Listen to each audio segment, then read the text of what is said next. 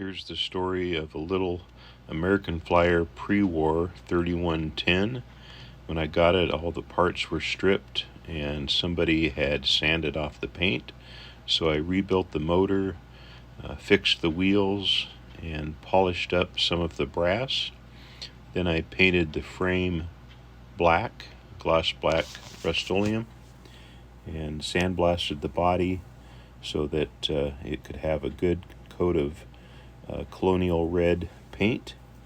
And here I am taking some of the brass bits off, and the handrails I painted gold, and there is the red body, the black frame, and I dipped the pilot in a quart of red paint and let it drip dry just like they would have done in the factory.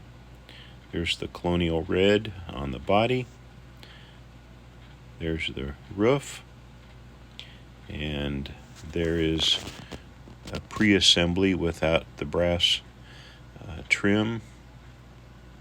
Here we are, almost done. The only thing I have to do is paint the gold on the grills and the window frames, and here it is.